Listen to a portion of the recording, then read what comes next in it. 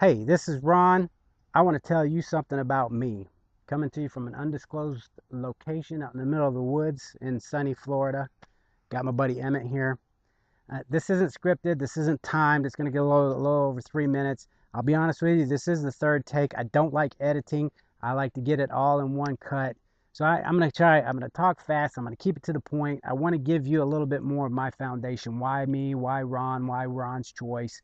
Why I chose happiness, health, and prosperity. I don't have a rags to riches story. I had, I had an average. I've had an average life, in my opinion. I've had my ups and downs. I've been through a divorce. I've had my heart broken, stomped, and I mean, my story compared to some others is pale. To some other stories, it's terrible. But I had two loving parents. My dad was in the military. We moved around a lot. That was difficult for me because I was basically a shy, introverted person. As you see, that's changed. I took a survey the other day, a personality test, and I was like, wow, I would have answered these questions totally different a couple of years ago. So that's something I've come to. When I was 13 or 14 years old, I started going to church. I went to church on my own. My mother's a Catholic. She really doesn't go to church. My dad's, I think he's a Protestant. He's not a practicing Protestant. We were living in Alabama at the time. I was born in Atlanta, lived there for 5 years, moved to Germany for 5 years. We went to Texas for a year, then went to Alabama, Jacksonville, Alabama, for about 6 or 7 years. That's where I graduated high school. Then I went in the military myself. I went to school in Huntsville, Alabama at Redstone Arsenal. My first duty station was Schofield Barracks, Hawaii. Was there for a year. Uh, Shaka Brada. Then I went to Fort Carson, Colorado, Breckenridge, Copper Mountain. Got to go skiing. Was there for a little over a year. My parents moved to Kansas City, lived in Kansas City for a while, went back to Alabama, moved to North Carolina, got married, moved to North Carolina, moved back to Kansas City for 6 years. Go Chiefs. As you can see, I am a Cowboys fan. It's America's team, moving around a lot. I had to have somebody to grab onto there. So did a lot of traveling as a child. We took vacations in Italy, France. Been around, seen things. But when I was around 13 or 14 years old, I was going to church.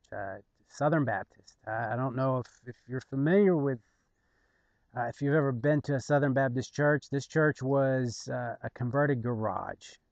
During the summer, we would take our fold-up chairs and go out under a tree for Sunday school. This was hell and brimstone. I mean, it was Bible thumping. It was, and the Lord said, and it. I mean, they got into it. I was actually baptized in a creek.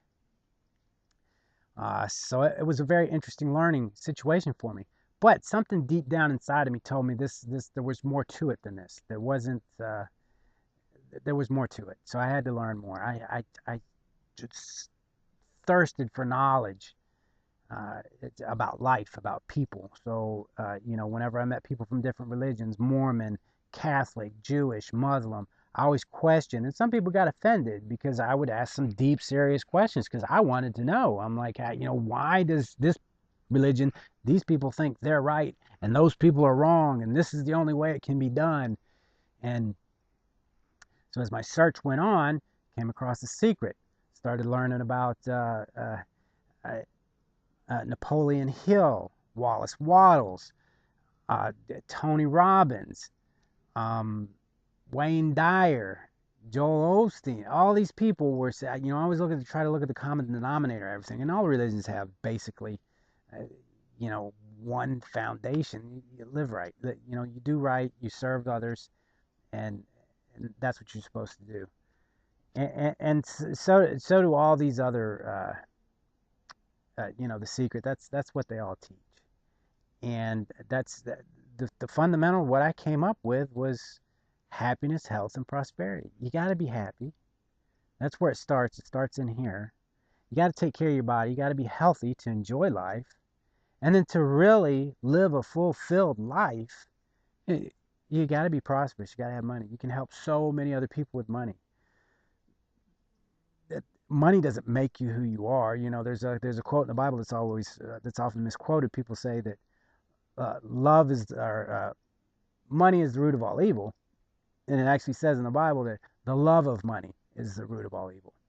So money itself isn't evil. Things aren't evil. Guns aren't evil. It's the people that do it. It all starts with us. But that's that. I mean, that's it. That's me. I try to do the right thing.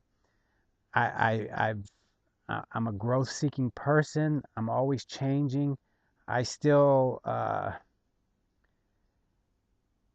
once said that our goal is to be happy, and someone I put it on Facebook, and someone said, tried to argue with it. But you have to take everything people say as a grain of salt because you don't know where it's coming from. Uh, when I say something, it might mean a little bit different than what you may think it means. To me, being happy, your goal is to be happier. If you're sad, then try to get yourself a little bit happier. Deal with the situation. It is normal. It is nature to be sad, angry, upset, um, fearful. These are all emotions that we experience. They are they are a guidance system. That's what helps keep us to let us know if something's wrong or not. It's whether you live in that space. If you live in fear, if you live in sadness, it's your job to get out of that. Figure out if you need to figure out what the problem is and move on, or if there's just, hey, this is ridiculous. I don't need to be here. I've got to move on. Uh, and we are just. I'm just trying to get everybody to live in harmony. And I used to think that was oh my oh kumbaya, but you know what? I mean that's me. Uh, I don't try to bring a different flavor to it. I just try to be myself.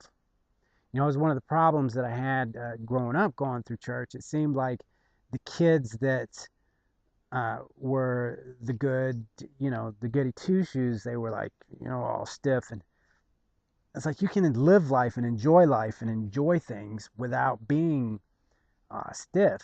And as I got older and started learning more about other people and seeing how they lived, I got bugs crawling over my laptop.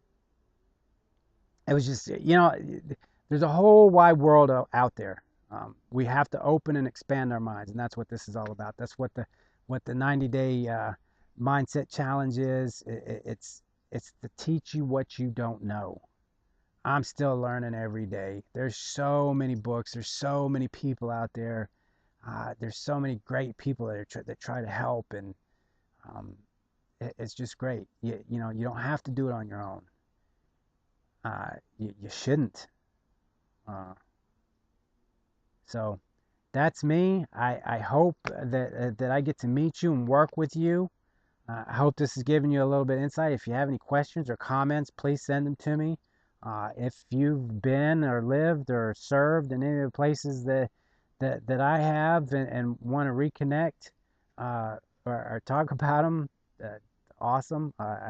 One of my goals is to travel the world.